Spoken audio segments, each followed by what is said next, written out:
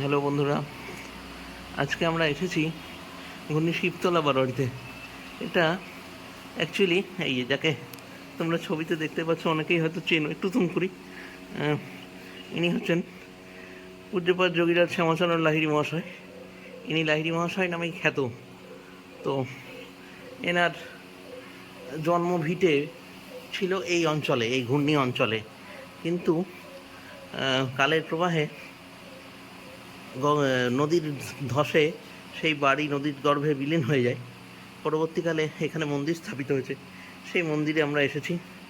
আর যোগীরাজ শ্যামাচরণ লাহিড়ী সম্পর্কে যতটুকু জানা যায়, উনি ছিলেন ক্রিয়াযোগের গুরু। তিনি বিভিন্ন রকম ক্রিয়ার মাধ্যমে, ক্রিয়া অর্থে আমরা যাকে এখন ব্যায়াম বলি, সেই ক্রিয়ার মাধ্যমে যোগ সাধনা করতেন, যোগ ব্যায়ামের মাধ্যমে। তাই তাকে যোগীরাজ বলা হয়।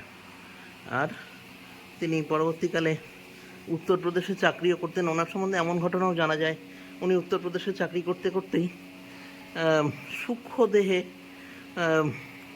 অনেক জায়গায় গিয়ে অনেকের রোগ টোগও সারিয়ে দিয়ে এসেছেন ক্রিয়া এবং যোগের শক্তিতে। সেসব কাহিনী লোকমুখে প্রচলিত আছে। আচ্ছা, এটা হচ্ছে শিবতলা বারোয়ারির শিবলিঙ্গ। আর ওই যে দেখছো, ওই যে যোগীরাজ শ্যামাচরণ লাহিড়ী। আচ্ছা, কালের প্রবাহে বললো, কিন্তু এখানে একটা কথা আমি বলি, কালের প্রবাহে না, ওনার যখন 5 বছর বয়স তখনই বন্যাতে এখানে মানে ওনার ভিটে জলের তলায় চলে যায়, এবং তখন থেকে ওনারা বেনারসে বসবাস করেন। আর তাছাড়া তো তুমি বাদবাকিটা তোমরা শুনলে। তো এটা হচ্ছে যোগীরাজ শ্যামাচরণ লাহিড়ী আদি ভিটে, মানে জন্মটা এখানেই হয়েছিল। বাদ বাকি যা কিছু সব কিছুই ওনার বেনারসে।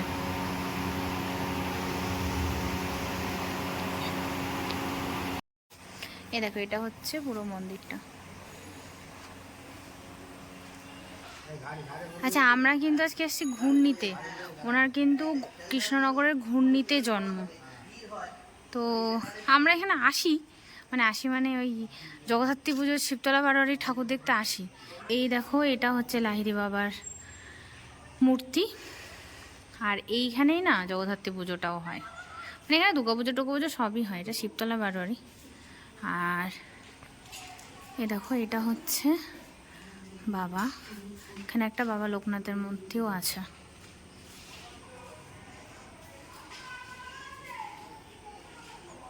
এই যে ওই যে আরেকজন দাঁড়িয়ে আছে, হ্যালো, হাত নাড়াচ্ছে। তো চলো আমরা এখান থেকে যাই, এবার গিয়ে দেখি অন্য কোথাও যাওয়া যায় না, যেমন সাই বাবা পায়ের তলা একটু বসে। এই দেখো ঘূর্ণির পুতুলপট্টির মূর্তি। শুধু পুতুল, এখানকার শিল্পীরা না, এখানকার সাধারণ মানুষও খুব ভালো পুতুল বানাতে জানে, জানো তো। নিজেদের ইয়ে নিজেরাই করছে, শুনাম, বুঝতে পারছো? শিল্পী মনের সব মানুষ সব বাস করে। এই দেখো কৃষ্ণনগরের মাটির শিল্প।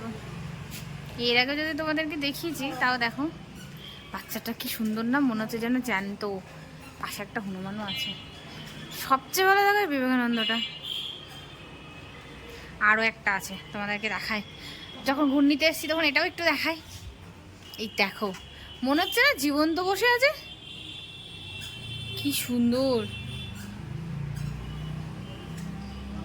দেখো ঘূর্ণি মাটির পুতুল। এবার আমরা ঘূর্ণি থেকে বেরিয়ে যাচ্ছি। ও আচ্ছা, এখানে দেখো রাস্তার মধ্যে একটা শ্যামাচরণ লাহিড়ীর স্ট্যাচু আছে, কৃষ্ণনগর পৌরসভা থেকে করা। এই যে ইনি হচ্ছেন শ্যামাচরণ লাহিড়ী।